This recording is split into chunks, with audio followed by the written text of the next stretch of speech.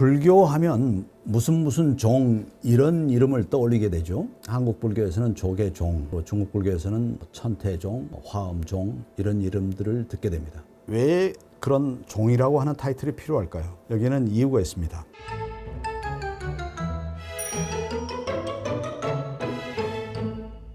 불교는 중국에 인도에서 넘어온 게 한 차례 넘어온 것은 아닙니다. 거의 천여 년의 세월을 두고 계속 새로운 불교들이 건너옵니다. 그것들은 모두 중인도, 북인도, 서역 등 다양한 지역을 거쳐서 들어옵니다. 그러니까 중국 불교에는 여러 가지 색깔이 들어있을 수밖에 없습니다. 여러 가지 색깔이 있으면 당연히 내가 으뜸이다라고 하는 주장이 각축할 수밖에 없습니다. 으뜸이라고 하는 말이 바로 종이죠. 그리고 그 종을 내세우는 무리가 집단이 종단입니다. 기독교 종단은 경전의 해석을 놓고 갈라지게 됩니다. 그래서 성립됩니다. 특히 중국 불교 종단은 단일한 경전의 해석 때문이 아니라 워낙에 많은 경전 때문에 이것이 가장 으뜸이다라고 하는 주장 때문에 종단이 나오게 됩니다. 경전 배우는 것이 으뜸이다라고 하는 종단, 참선 수행이 으뜸이라고 하는 종단, 아니다 염불 수행하는 게 으뜸이다라고 하는 종단, 아니다 진언, 다란이를 외우는 것이 으뜸이다라고 하는 종단은 다양합니다. 경전 공부를 내세우는 종단이라 할지라도 경전의 숫자가 84,000이라고 하니까 화엄종, 법화종, 법상종, 지론종, 삼론종 뭐 여럿입니다. 화엄종은 화엄경이 으뜸이라고 하는 종단이고 법화종은 법화경이 으뜸이라고 하는 종단이죠. 근데 중국불교는 이런 여러 종단이 각축한 뒤에 최종적으로 주도권을 잡은 이는 참선이 으뜸이라고 하는 선종입니다. 그리고 선종도 다시 여러 종파로 나눕니다. 먼저 북종하고 남종으로 갈린 다음에 남종선이 주도권을 잡게 되고 남종선이 주도권을 잡은 다음에도 이게 또 다시 갈라져서 오문종, 법안종, 임재종, 조동종 이런 5종파 5가 7종이라고 나뉘고 또 그 밖에도 우두종이니 무슨 종이니 하는 그 종단들이 선종에도 많습니다.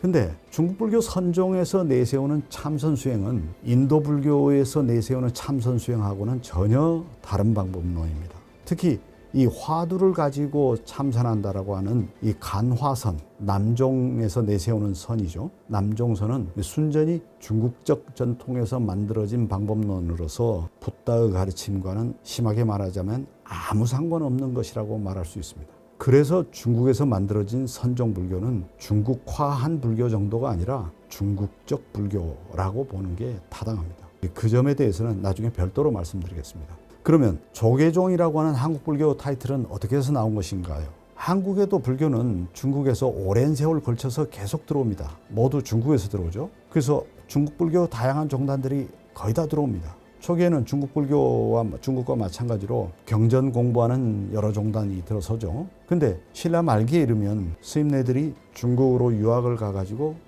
당시 중국에서 유행하는 그 남종선의 대종사들 법맥을 각각 이어받아 가지고 그분의 인가를 받아서 조선으로 넘어와서 한반도로 넘어와서 각각 자기의 몸파를 세웁니다. 그게 구산선문이라는 게 바로 그것입니다. 9개나 되는 거죠. 이 구산선문은 대개 그 당시 중국에서 유행하던 남종선의 4번째 종사 서당지장, 그분의 인가를 받아온 명적도이라고 하는 분이 한국 불교에서는 비조가 됩니다. 그분 때문에 한국 불교도 그 이후로 9개 구산 선문이 일어나면서 한국 불교의 한해비는 선종 가운데 남종선이 되는 거죠. 그랬을지라도 고려조까지는 그래도 교종이니 다른 연불종이니 다른 종단들이 여럿 있었습니다. 근데 조선조에 들어오니까 억불 정책을 내세우면서 불교를 압박하기 시작합니다. 그래서 태종 때 교종과 선종 둘로 통합을 해버려요.